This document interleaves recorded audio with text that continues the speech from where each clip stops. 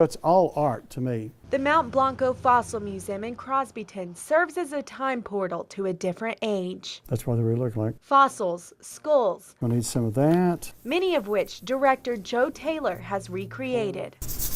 It's got to dry first. But tucked away from these bones are Joe's masterpieces from an entirely different generation You're not old enough to remember Susie Quattro, probably, are you? of art and music. They're just not on archival materials, right? These billboards of 1970s and 80s music legends Mac, of course. once graced the Sunset Strip in Los Angeles. Elton John rehearsed down a couple of buildings down. He says, "Who are you?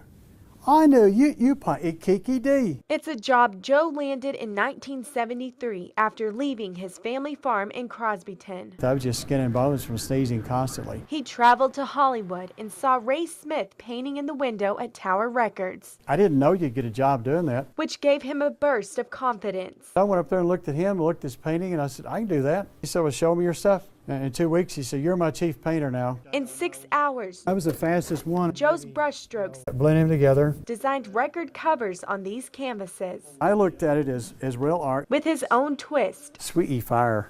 Forgot to cross the T. and the hearts in Olivia Newton-John's eyes.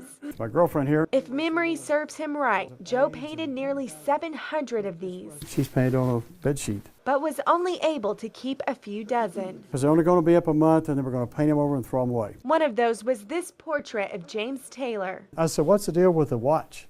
He goes, "Time waits for no man." So when Joe discovered James Taylor would perform in Lubbock this week, he dusted it off After all this time, and asked a favor of his brother. who can back up a horse trailer for 10 miles? The two dropped it off at the United Supermarkets Arena Monday night with an old family friend. My parents are from the Crosbyton area, so they actually grew up together. As the arena associate director, Cindy Harper even put in a request for James to sign this portrait. I would just love to be a fly on the wall and see the reaction on his face. He'll likely look at a reflection from a mirror crafted 40 years ago. Very cool. And autographed or not, He owes me. I painted him. it will go right back in this museum room of trash I fixed her hair a little bit. that Joe saved for others to treasure. I hope they'll look at it and go, some farm kid out there with hay fever could do this. Why couldn't I?